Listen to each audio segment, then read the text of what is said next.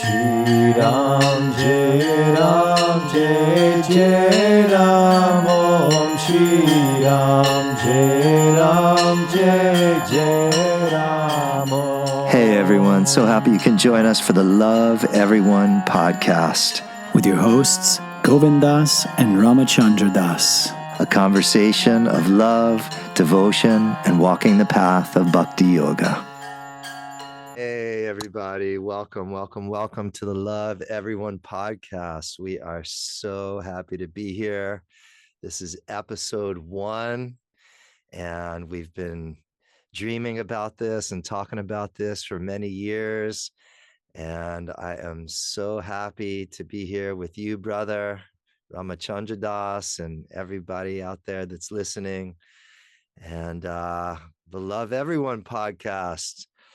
What is this all about, my friend? Why are we doing this? Oh man, why has it taken us so long is the question, really. Well, I think it is our mutual love of all things bhakti that is the real driving force behind this. Once you get a taste for the delicious practices of bhakti and kirtan and japa, the chatting about everyday events and reading the news and things like this, it starts to get a little mundane, I guess, because there's something just so exquisite about even literally just talking about the divine nature of Hanuman, talking about the bhakti teachings, hearing the quotes from the saints and the sages. You get a taste. You get a taste for it that that pales in comparison, that the everyday events of our lives start to pale in comparison. And so we just thought, hey, let's carve out more time in our day to engage in a conversation about love, a conversation about devotion, and a conversation about Bhakti Yoga. So that's one reason, but I think there's a lot of reasons. There's a lot of reasons. Give me another reason, G. Well, first of all, this quote, "Love everyone." This is one of Neem Karoli Baba's main teachings, Maharaji's main teachings, and it's instructions for us as to a very simple but a very potent instruction as to how to live is extend our love to all beings, including ourselves, right? I don't think when he said love everyone, he said love everyone except yourself. That's maybe the hardest practice, is to love ourselves. But this is Maharaji's teaching. This is the path of love. This is Bhakti Yoga. It reminds me actually of one of Einstein's quotes as I'm thinking about it right now. And you wouldn't really think this so much from a scientist, but he said the work of a human being is to expand our circle of love so it includes more and more and more beings within that circle. And I think this is what really is the essence of Maharaji's teachings as well too. Love everyone. I think maybe even some of y'all are hearing that for the first time, and the immediate thing that comes up is, what are these guys talking about? Love everyone? How can I love everyone? I can't stand half of the people I meet in my life. Well, that's so true. And loving everyone is tricky, and you don't have to like everyone. He didn't say like everyone, and so we're going to continue to dive into the distinction, I think, between this idea of, because loving everyone is a deep spiritual teaching. Liking and disliking, these are actually obstacles to our yoga. We read about it in the Yoga Sutras, about our our aversions and our attachments and our desires and all these kinds of things. So when we say, "Oh, I can't stand that person. How could I love them?"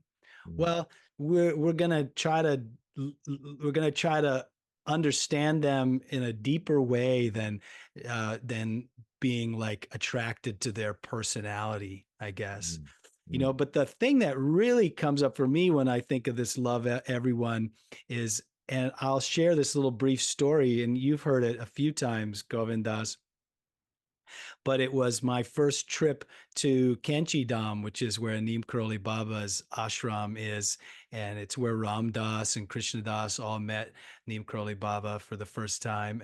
And it's a real sacred place, especially for anybody who's into Neem Karoli Baba. So I was very excited to go there. And I went there at a time when the ashram was virtually empty.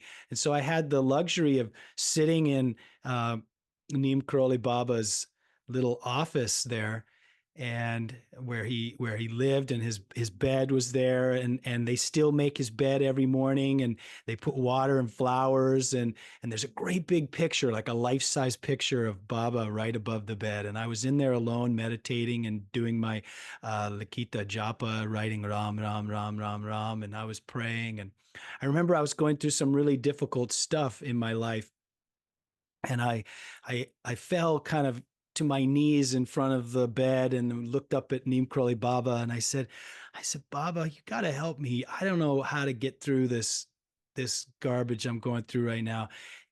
You got to do it. And I heard like Neem Karoli Baba's voice so clear. He said, love everyone. And I kind of rolled my eyes. I said, Baba, you've said that so many times. I've heard that so many times. It's in all the books. Yes, love everyone. I get it, but I need more than that, Baba. I mean, I think I'm trying to love everyone. And he said, no, you're not. I said, what? What are you talking about? And he said, you don't love yourself. And that moment Mhm. was so powerful. Not only did I know that Baba could read my mind at that moment, because he was totally spot on, that I understood that there was still like mirror polishing, as we hear talk about all the time, that the mirror of my heart still needed to be polished, that there was still, like, I was learning how to love externally, but I still had work to do to love myself. And I think that that's even harder work than that external stuff. You just mentioned, when you brought up love everybody, you said love everyone, including ourselves. So I left that ashram that day with like a mission, and which was to understand what it really means, because self-love in today's day and age, with all the self-help and all this kind of stuff going on, and all the so-called gurus who are like talking about self-love, a lot of it's very egoistic. Wait, I thought when you said love yourself, self-love, it means go get a massage and take a yoga class every day. Yeah, well, that's it. Yeah, and and and also this thing that I call yoga selfish.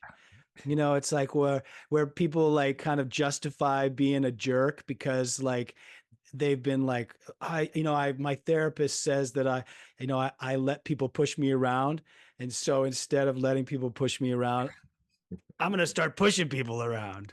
And it kind of like does a flip on itself. So these are delicate concepts, I think, that we're talking about here. So Well, anyway, that's a beautiful, beautiful teaching. Really, how can we love anyone else? Truly. Or maybe let's say we can only love others to the degree that we love ourselves. I think maybe that proportionate relationship is a truth. And I agree. It reminds me of as well too, Ram Dass.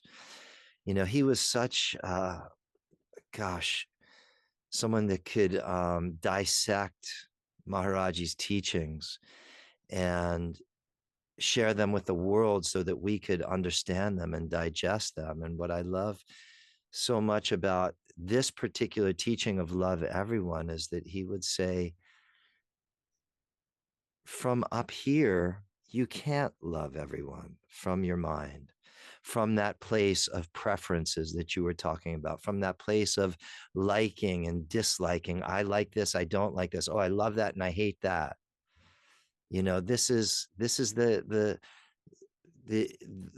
prison of our own thoughts that Krishna talks about in the Bhagavad Gita. When we live in that place, we are truly imprisoned by our own thoughts. Mm. So it's impossible to to love everyone if we are, identifying with our egoic mind as who we are, as who we think we are, at least. So we have to take that leap of faith that we talk about so frequently, from the head to the heart, from the ego to the soul. And when we live as a soul and we know ourselves to be a soul, it's only from that place, Ram Dass said, that we can actually love everyone, because the nature of the soul is to love. The nature of the soul is to love. And as he taught in his last 20 or so years of his life, who we really are is loving awareness. I am loving awareness. I am loving awareness. And from that place of loving awareness, he would say, I can love the trees, and I can love you, and I can love my wheelchair. From that place, I can love everything and love everyone and love everybody. But boy, do I get lost in my own identification with the ego, where I judge. I'm living in that judging mind, because that's the nature of the ego, to judge and criticize and have preferences. So it sounds so sweet and so easy and so beautiful on one level, but boy, it's a practice of a lifetime. It sure is, G. And you hear a lot of people saying things like, "Oh, mantra and is the easiest, path," or "Bhakti is the easiest path." And I don't know.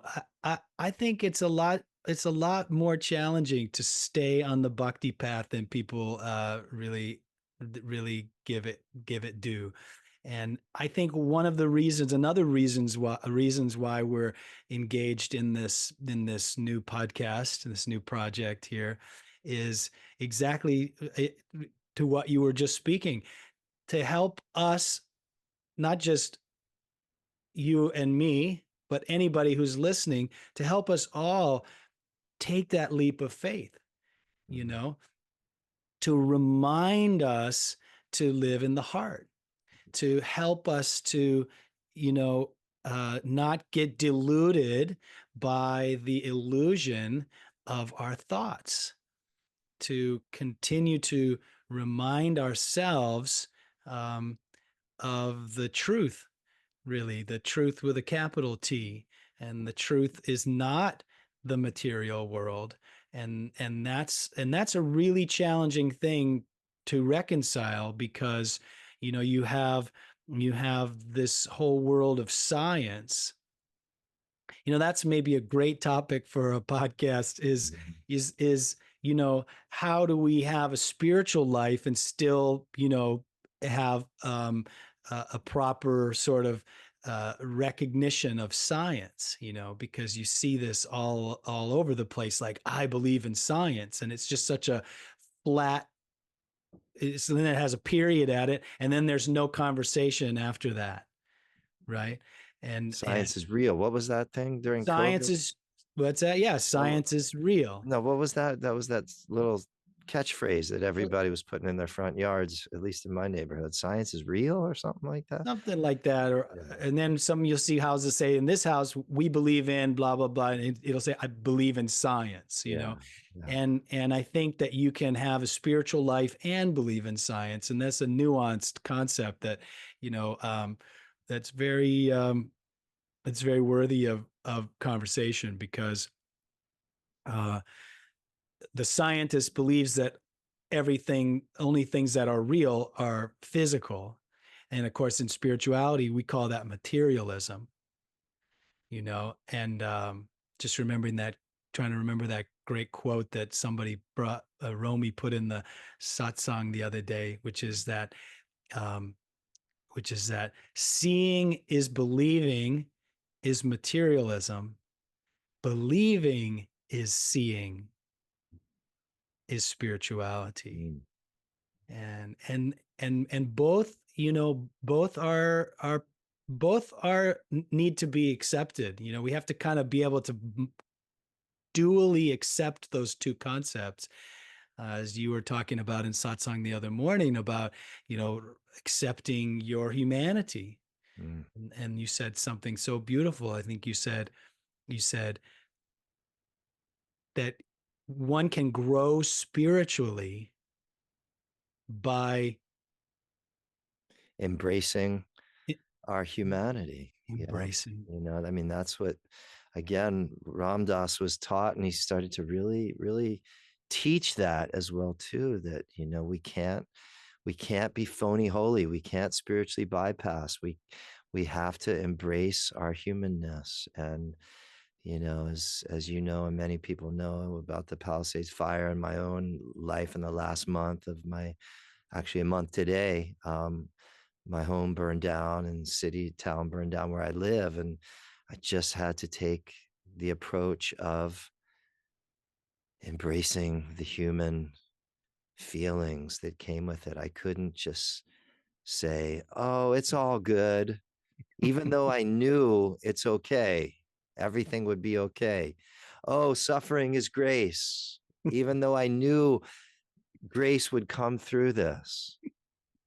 I had to embrace the human heart and all of the feelings of hopelessness and despair and depression and sadness and all of these things. And it seemed as though in embracing those things and really feeling my heart that something was maturing and ripening in my soul. And I think that's where what you were referring to, that what I feel that's happened in embracing my humanity, there's some little drop of spiritual growth that's taken place at the same time. And I think, interesting enough, what that spiritual growth is for me, what I felt, is two things, and it's compassion and it's humility. Compassion and humility, compassion and humility, which, when tragedy and loss comes in our life, which it does in all shapes and forms, I don't think any human is immune to it. It's going to happen somehow, some way. I think that's why Maharaji said suffering is grace, because we're brought to our knees and it humbles us, and it, as well too, makes us more compassionate to the suffering and the challenges that are happening all over the world, especially now in this Kali Yuga time that we're living in. Wow. Well, I certainly feel a deepening and a ripening of your compassion and humility, and I see it from the outside, Govinda. So Thank you. Well, everybody, what we have been doing since the beginning of COVID, me and Rama Chandra Das, is studying this Hanuman Chalisa together with many, many thousands of other people over the last 5 years. And we thought this would be a good, God, what could we say, sort of foundation, that we study a line of the Chalisa every day, that we come together on this podcast. And we'll go over a line. And there was one question I was going to ask you, brother. Why the Hanuman Chalisa? What is it about this Hanuman Chalisa? Oh my. There's so much about the Hanuman Chalisa. Hanuman Chalisa is it's like Maharaji's protective blanket, is one way to put it. Maharaji said that the only way to change fate is by chanting mantras like the Hanuman Chalisa. Uh, Wait, we can change our fate by that's what he chanting says. the That's what. Hanuman Chalisa. We Uh, can alter our karma by chanting the Hanuman Chalisa. that's what he said. Yeah. That's what he said. So, That's what the man said. That's what the it's a, big guy said, and right? I have to just suggest that he's right here, because I feel that it has, affected my karma. I Yeah, I do feel too. I feel very, very strongly that the course of my life has shifted, that more grace and more opportunities, not just external material opportunities, but opportunities, in my own heart and in my own relationships that have all blossomed from the seeds that I've planted by chanting now many, many, many hundreds of thousands of Hanuman Chalisas, I guess, over the years. And so first, though, I want to make a couple disclaimers. One is that we may not be necessarily studying the Hanuman Chalisa. These lines will be foundational, and who knows where our conversation is going to go, because none of this is scripted. But also, and if you really want to study the Hanuman Chalisa, I suggest signing up for the next Hanuman Chalisa sadhana, and we'll let you know what the date is for that one. But there's always a next Hanuman Chalisa sadhana at this point. Um, we made a pact a couple years ago. Govindas and I made a pact that if either one of us wanted to do another round, that the other one would be willing to do it. So I second, just saw this image of us just old, gray, 97 years old, like, yeah, Hanuman again. We're in for it, bro. It's well, oh my God. I mean, listen, as long as if they keep coming, if people want to, if the more people, and it feels like it's growing. I mean, honestly, the Hanuman's Siddha, his fame seems to be increasing, as does oh Neem Karoli man. Baba's. Last time I Yeah. was in India, I was like, Neem Karoli Baba is everywhere.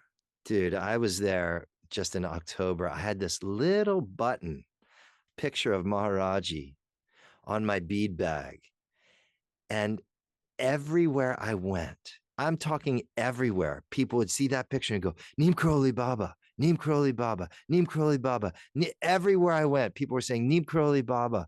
His fame is like, and is it because maybe it's because of Krishna Das, his fame? Maybe it's because of, all of these famous people going to Kenchi and having his darshan there.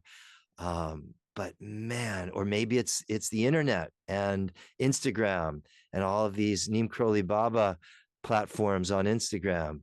But everyone loves Neem Karoli Baba in India now. It's incredible. He's become like the most famous guru in the country.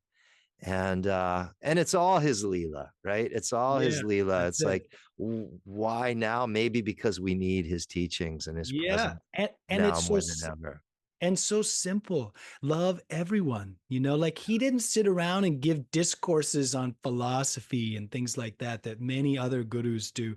And I think there's nothing wrong with discourses on philosophy, and that has its place, but No, we need that. We need we that. need that. But even more than that is we need everybody to start loving everybody, Yeah. because, the levels of violence and division and all these kinds of things that we're seeing around the world are becoming, are coming to a head.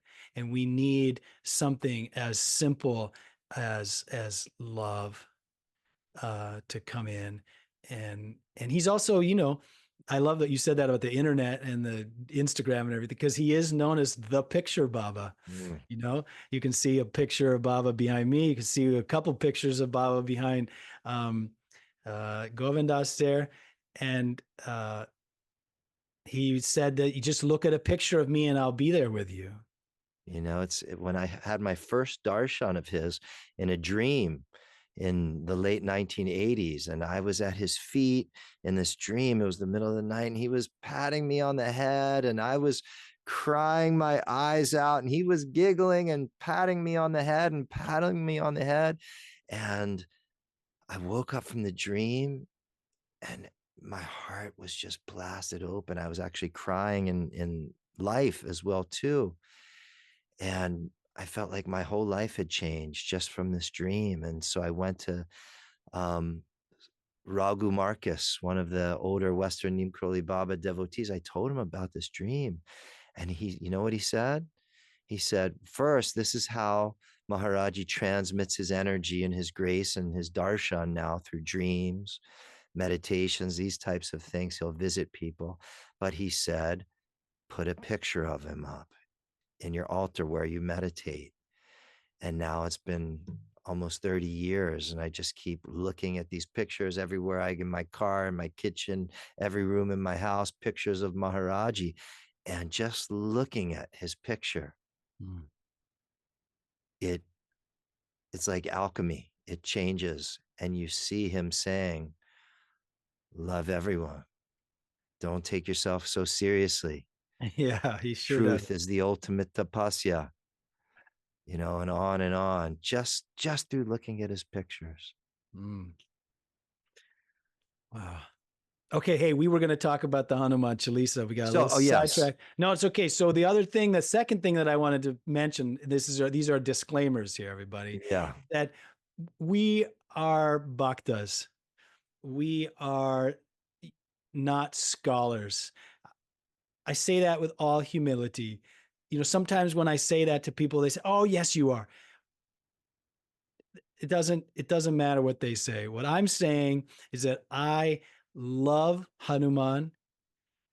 I have a lot of information about Hanuman because I have, and so does Govindas, because we have been spending so much time with Hanuman. But we are going to be speaking from our hearts. Nothing that we say here about the Hanuman Chalisa is like, it is golden in the sense that um, this is an ongoing process of devotion to Hanuman, and the Chalisa keeps enlightening our hearts and enlightening our minds with its teachings. But anyway, do you want to add anything to that? Yeah, I think it just comes down to we love God. We love God in the form of Hanumanji and Guru, Neem Karoli Baba. And remember, Guru and God and Guru, one, no separation, no difference. And even Maharaji is an incarnation of Hanuman. So there, Guru, God, same, one.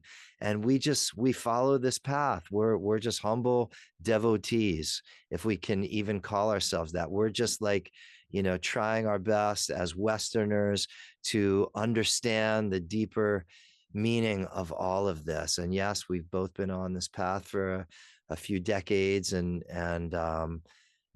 we're just sharing what's come to us through this, because neither of us have met Neem Karoli Baba in form or sat with him in form, but just being in satsang, following the path that our teachers have laid out in front of us, in this long procession of Hanuman lovers that have shared this great wisdom. And we're just servants, and we're just followers. We're both, on the back of our name, you hear this Das, Rama Chandra Das, Govind Das. We're just servants of the ultimate servant.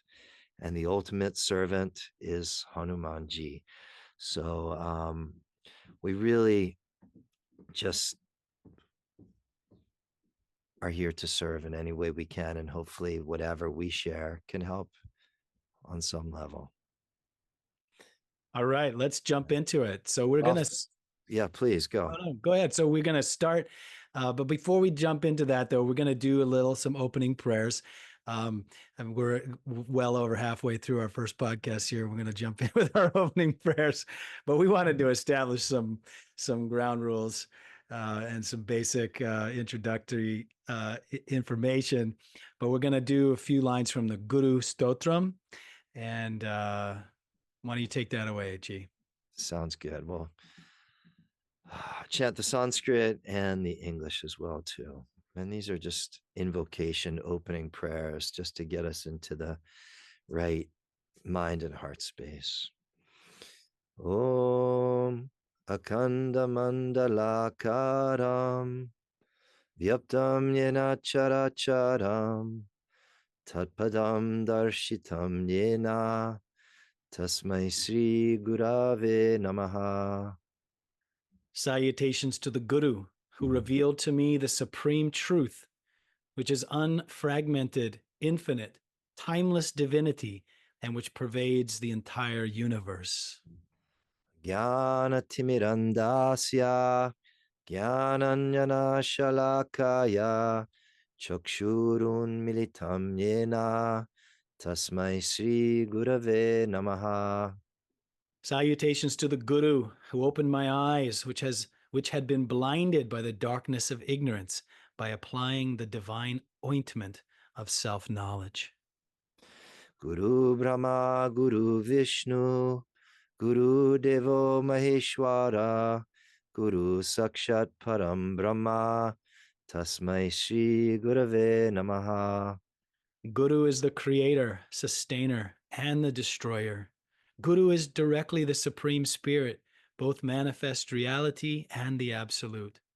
My reverential salutations to the glorious Guru, who resides in the hearts of all beings as the true self. Hari Om. Bolo Shri Sat Gurudev Bhagwan Ki. Jai. All right, so let's get into our opening line of the Hanuman Chalisa. Now, this particular line is actually, it's not a chopai, it's not a verse, it's more of an introductory line. And it is chanted not in all traditions, but in the Neem Karoli Baba tradition, very commonly we chant it and open up the Chalisa with it. And it is Mangala Murati Marutanandana Sakala Amangala Mulani Kandana. Once again, Mangala Murati Marutanandana Sakala Amangala Mulani Kandana, which means Son of the Wind, embodiment of blessings and joy.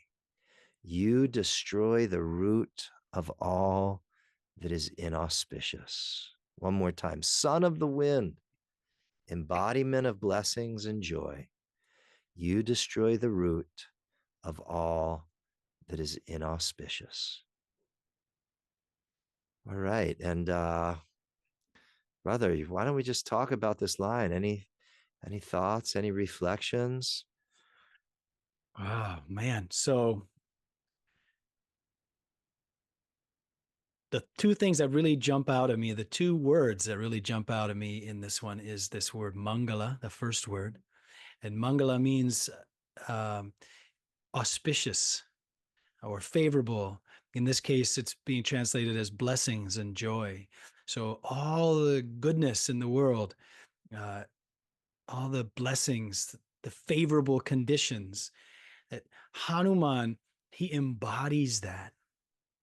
So not only does he embody that, but he sort of brings that to us.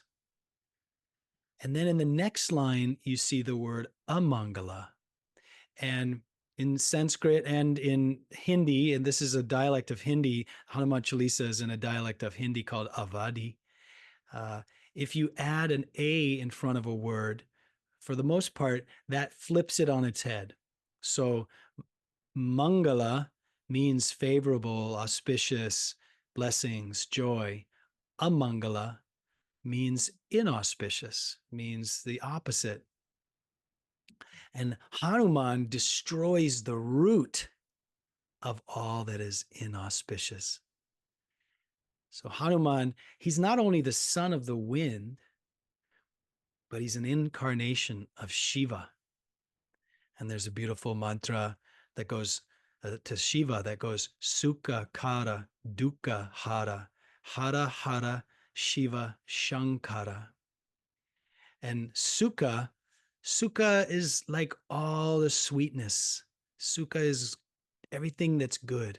So it's similar, almost a synonym to this concept of Mangala.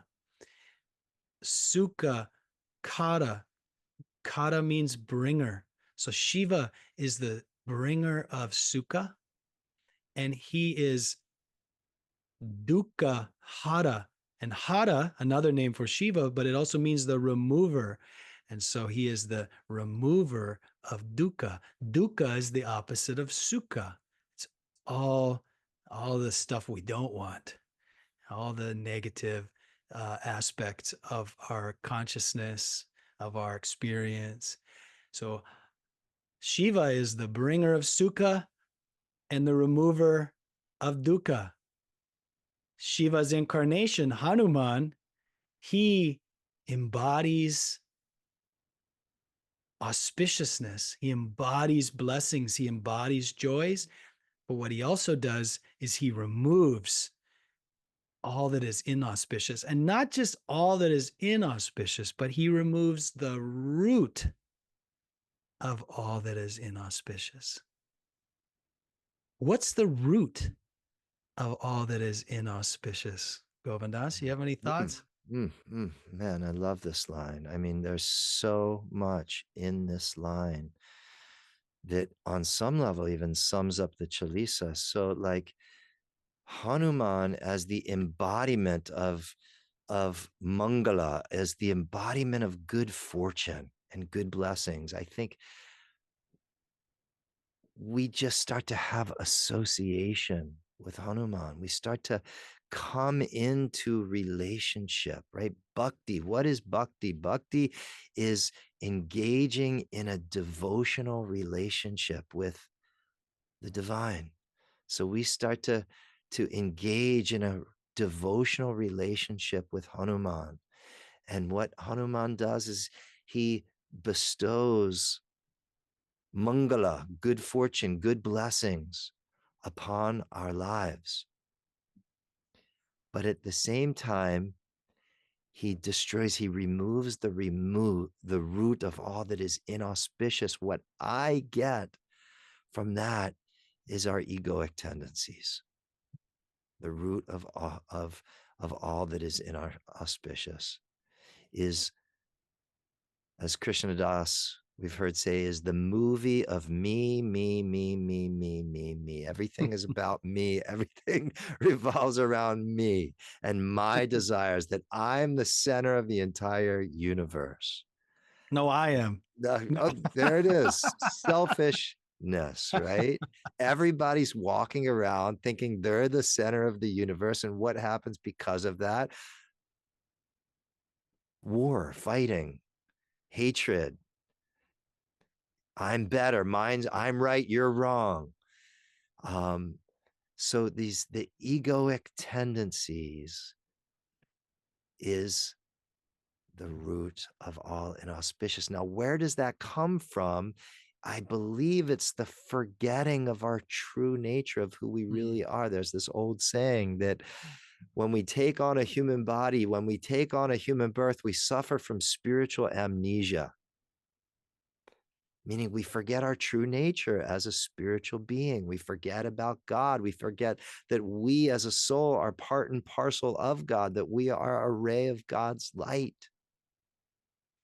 That reminds me, Govindas, of this wonderful teaching from Vanamali, from our teacher in Rishikesh, Vanamali. She always said, the root, the root of our suffering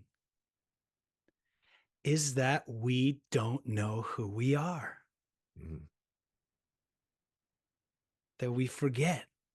We don't even know, not even forget. It's one thing, like we can forget because we've been studying and we've been learning, and we know, like we know that we are, as you mentioned, part and parcel of the the divine and that we have this divine nature of us. But, but most people don't even know that.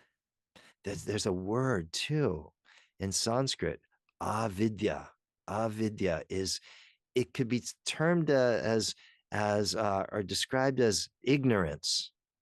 And I don't mean ignorant, oh, that guy's ignorant, but just we're not aware of who we really are. We've been born into the world, and materialism has just governed our life and our existence because that's what we've been taught by our families and our culture and media and advertising. So that avidya has dominated our worldview. So I think just making me think about this, that how lucky we are to be the ones who have to remember.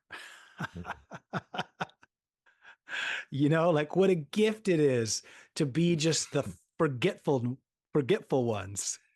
Yes. Because so many people are completely walking around thinking that this is just all there is. What about that saying though? Ignorance is bliss. Well, yeah. That's for sure. Oh, but you know what? But you know who wrote that? Someone who doesn't know what real bliss is. Who hasn't had the taste that you were talking about at the beginning. That's right. You don't know bliss. If you think bliss is, just a good meal or and an ice cream afterwards. and an ice cream afterwards. If you think bliss, is even the most amazing physical relationship with your partner, if you think bliss is limited to our physical experience, then you actually don't know the real qualities of bliss. So I think it's easy to come up with, catchy quotes like ignorance is bliss, but it's not true. Yeah, it's not true. It's not true. I want to go back to what you were talking about, Vanamali's quote. The root of all suffering is not knowing who we really are. And it reminds me, Ram Dass spoke about the same thing. He sort of differentiated it as who we think we are. And as we polish the mirror, as we talk about, we do practices, we do sadhana, we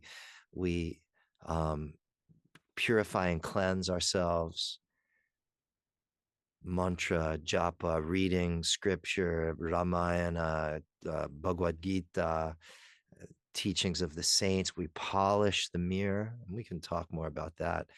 We start to come into the knowing of who we really are. From who we think we are, we think we're this body. We think we're our thoughts. But he says through these practices, we can begin to extricate ourselves from who we think we are, from our thoughts, from these limited identifications, and begin to come into who we really are as that loving awareness, as that soul. And I think Hanumanji as Sakala Amangala Mula Nikandana, he removes the root of that ignorance so that we can remember that Ram lives inside of us as our true heart, as our true self. So Hanuman is like, he's like our reminder. Mm. Hanuman is the one that's standing there saying, hey, everybody, Jai Shri Ram. Jai Shri Ram. So Hanuman is here to remind us. And, I know that like, if anybody from like who knew me in high school or college or in my past life is listening to this podcast right now, you're thinking, is he talking about worshiping a monkey? This is great, because this is what I wanted to get into. You said the main word that really stood out for you was this mangala. And for me, the word that I kept coming up is murti, which Ah, means murti, which means the form of God. uh-huh. So please go. This is great Oh conversation. well, yes. So and I will say to all of you, yes, yes, yes, I do. And I go to India every year, and I lay myself flat out on the ground, on the floor in like a dirty ashram in front of a statue of Hanumanji, and I feel a direct connection with my spirit, and I feel a direct connection with God through that form. But the thing that I think is important to understand, and this is part of Vidya, if you don't understand this concept, that within yoga and within bhakti, it all stems back to the Vedas, which were the original scriptures in India. And all of yoga is based on the Vedas, and all of what's called Sanatana Dharma, which is the original and more accurate term for what you might commonly think of as Hinduism. But there's a wonderful line that says, God is one. God is one. But wise, I think it probably says wise men, but let's say wise people call it by different names. Neem Karoli Baba said something very similar, which was sub ek, which just means it's all one. Meaning that it's not necessarily important which form we choose. In Bhakti, we call it an Ishta Devata, a chosen Deva, a chosen form. But that all paths, as Bhagavad Gita says, all paths lead essentially to the same place. And this is a very, very important concept. And if you don't understand this concept, you'll never understand what I'm doing when I throw myself down in front of the statue of Hanumanji. And you'll never really understand bhakti. So it's a very, very critical piece to try to wrap your head around. And again, if you have never delved into this stuff before, even here's an example. Here's a perfect example. You'll hear this metaphor all the time. There's one sun, but here we call it sun. In India, we call it Surya. And in Mexico, we call it Sol. It's still the same sun. That's the same with God.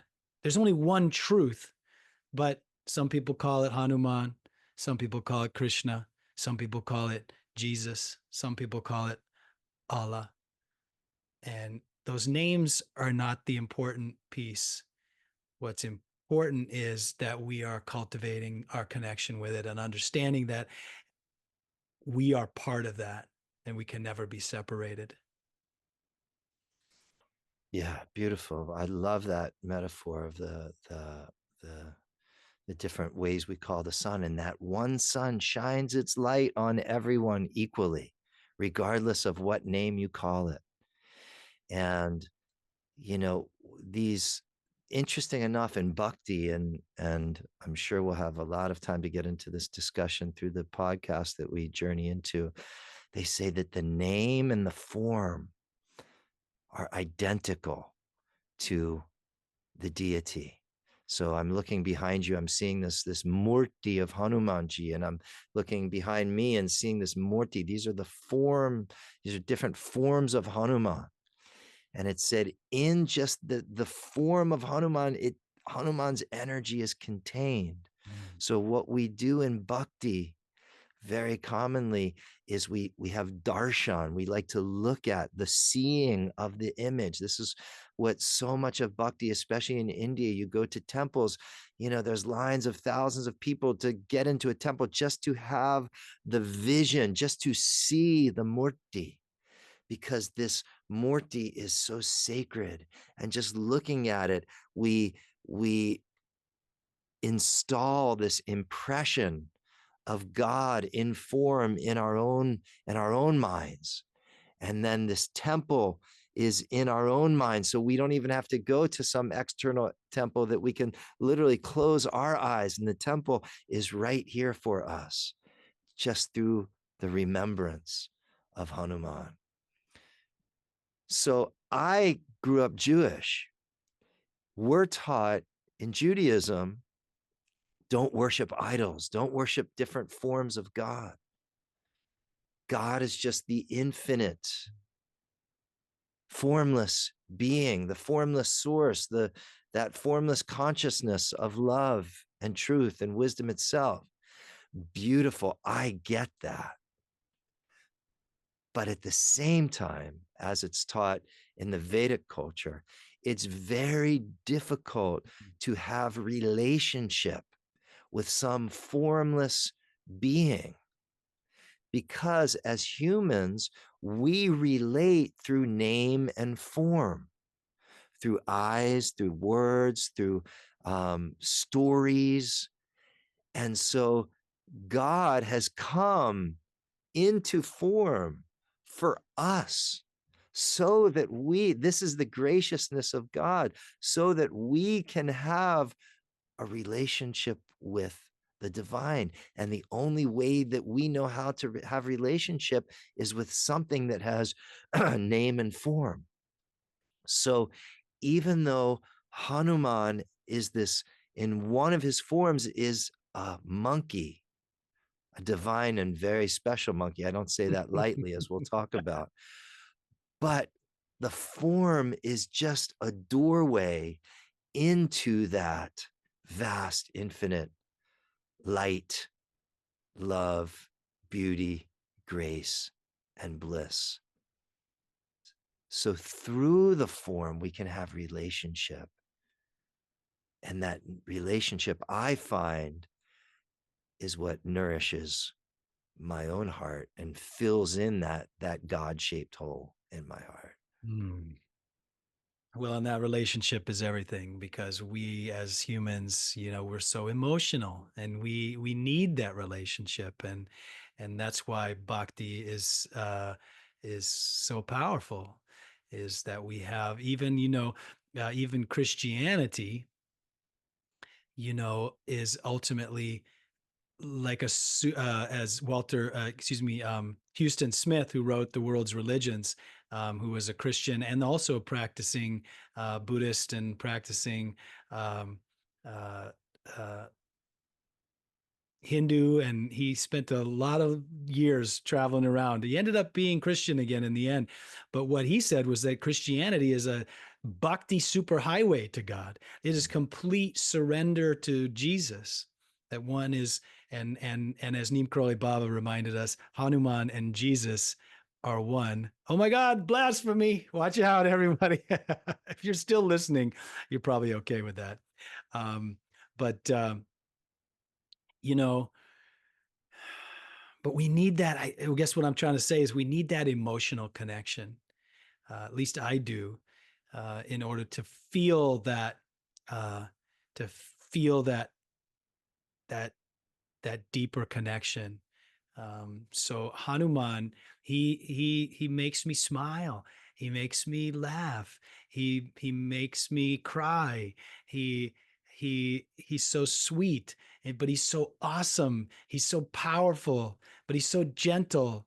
But he's all these things that like touch me, that touch my heart, that make me feel something. And so it's so much easier for me to get into a devotional, tone when I'm feeling something. When you go to church or something and it's boring and the music is flat and the minister's not exciting and all these kinds of things, this is how do you stay interested? I guess is one thought. But anyway, so there's so much to say about Hanuman, and I'm glad that we get to continue this, but we should probably start moving towards our bhakti wisdom quote. every episode, Good. we're going to jump into, we're going to just share a little bhakti quote. And this one today is from Shivananda. And Shivananda said, "The Lord's grace will descend in proportion to the degree of surrender. The more surrender, the more grace." Once again, the Lord's grace will descend in proportion to the degree of surrender. The more surrender, the more the grace. Hmm.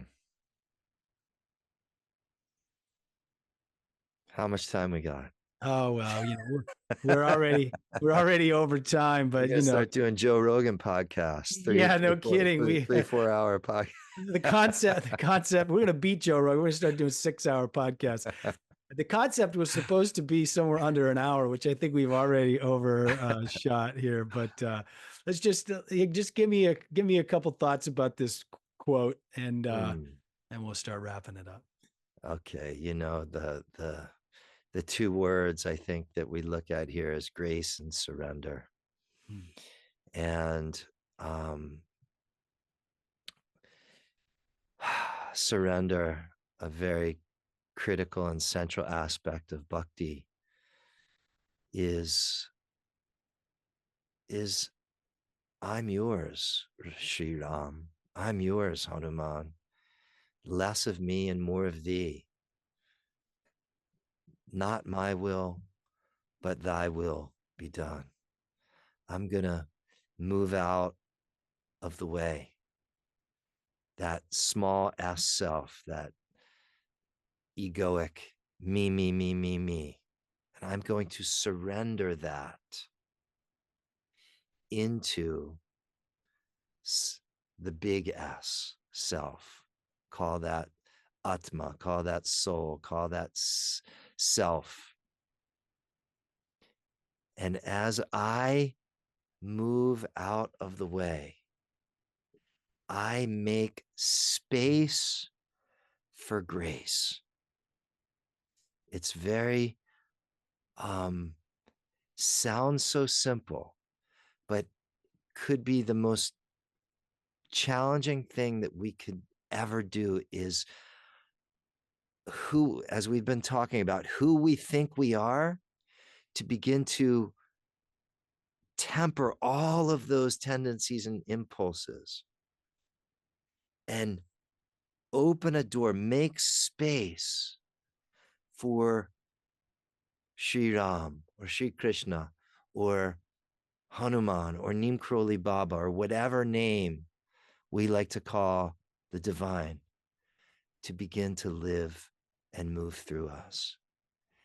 And as we make space, that grace begins to flow through our lives, and we begin to see good fortune, health, well-being, joy, friendships, community, abundance, prosperity, all of the blessings of life begin to arise, because we're not capping life anymore, because who we think we are, that's limited. When we open the door and make space for grace, we start to allow the unlimited pure potentiality of the universe begin to arise and move through our life. So these are some thoughts. How about yourself, brother? Well, I'm thinking once again about Vanamali. She has another quote that I'm going to share here in a moment. This idea of surrender from a spiritual point of view, one way to think about it is asking for divine assistance. We talked originally about that egoic quality is like the root of that inauspiciousness is our ego and the selfishness. But one of the things that Vanamali always said to me was, it's rather foolish to think that you can do it all by yourself. It's so much easier and it's so much wiser to ask for some divine assistance. our limited vision of ourselves is nothing compared to what God has in mind for us. So I love that quote from Neem Karoli Baba too. He says, you shouldn't just stop trying to figure it out and just remember God, you know? So in those moments when we're being asked to surrender, it's like that moment that I described when I was at Neem Karoli Baba's ashram in Kenchi. He was like, I didn't know how to do what I was trying to do. And so I turned to Baba and I said, you got to help me. You got to help me. And it reminds me too of we see this moment happen time and time again in the spiritual teachings, but most notably at the beginning of Bhagavad Gita, when Arjuna is in despair because he's at the dawn of this great battle in which he has to literally fight his own family members and teachers and loved ones are on the other side. And he falls into despair because he doesn't think that he can fight this battle. And he falls to his knees in front of Krishna, who is the charioteer, his charioteer at this battle. And he falls at Krishna's feet and he says, Krishna, you have to tell me what to do. And the grace that follows is some of the greatest teachings ever to grace us as humans through the song of the Bhagavad Gita, through Krishna's teachings to Arjuna. But it wasn't until Arjuna fell to his knees and ultimately surrendered to Krishna. And in many ways too, you mentioned the smaller self and the higher self, that Arjuna, he represents that smaller self, that egoic, the Atma, or excuse me, like this, and Krishna is that higher self, that part of Arjuna that is divine, the Atma. And so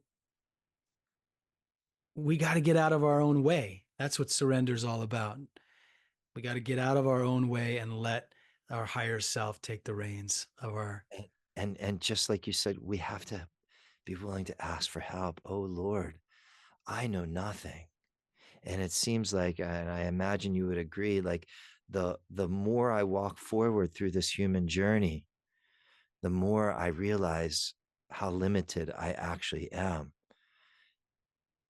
that I need your help. And to the degree that we really say, I can't do this myself, Lord, I need your help. I am enlisting divine assistance, as Vanamali says. To that degree, proportionately to the degree that we're able to say that and feel that and be open, that's the degree of grace that will flow through our lives, is what Swami Shivananda is saying here. One other thought too is because I think this higher self concept is really important,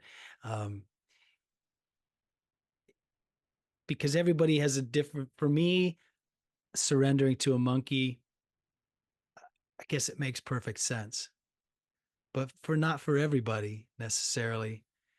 And we always talk about, you hear this in yoga classes all the time, like you already have everything within. Your higher self already knows all the answers. You hear that all the time. You think, well, how does that apply? And it's true that we do have all of it within us, and that Hanuman is within us, and God is within us, and Krishna is within us, and Sri Ram is in our hearts, and Guru is in us. But if we don't surrender to that, if we still walk around thinking, I'm doing it all, me, me, Rama Chandra Das, this body is awesome, this brain is awesome, I got it under control, that we won't have access to that deeper wisdom that everyone's telling us resides within, because we'll be blocking it. We're essentially blocking it. So whether you surrender to Hanuman, or whether you surrender to Krishna, or whether you surrender to your higher self, the surrender is the important part. The surrender is the important part. And it reminds me of one of Maharaji's quotes I'm just hitting right now, is the best form of God to worship is every form. Which is, I get, is worship the love that lives in the hearts of all beings. Yeah. But also whatever your Ishta Devata is as well, too, of course. But that spirit that lives within all. And I think maybe that's what he means when he says, love everyone. Don't, you said it at the beginning. You don't have to love everyone's personality, but soul to soul love, that they as well too, in their truest self, are a ray of God's light as well too. And that's what you love. Oh man. And you know what else I get on that line about the best form of God is all forms, is that God is in everything. God is in everything. Omnipresent. There's nothing that God is not in. There's nothing that God is not in. And we don't have to go running around searching for God or looking for God.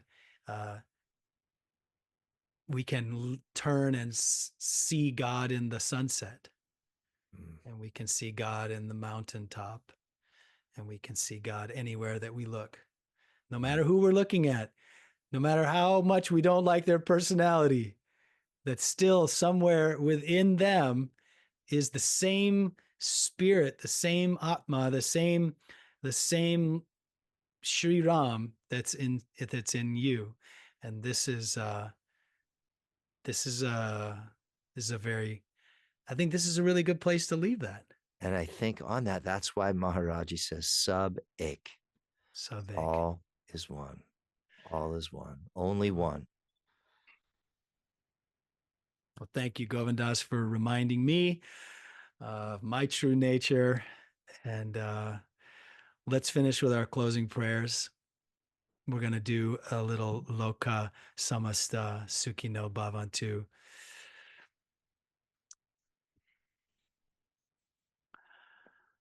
Loka Samasta Sukhino Bhavantu. Loka Samasta Sukhino Bhavantu. Loka Samasta Sukhino Bhavantu. Om Shanti Shanti Shanti. May all beings, including ourselves, be happy, be well, and be free from suffering. May all of my thoughts, may all of my words, and may all of my actions in some way contribute to that happiness, that well-being, and that freedom from suffering for all, including ourselves, including ourselves, including ourselves. Love everyone, serve everyone, feed everyone, and remember God. Bolo Shri Sadgurudev, Baba Neem Karoli Santa Maharaj ki Jai. Thank you so much, brother. I so look forward to doing this again very soon. Yes, and thanks to all of you out there who are listening.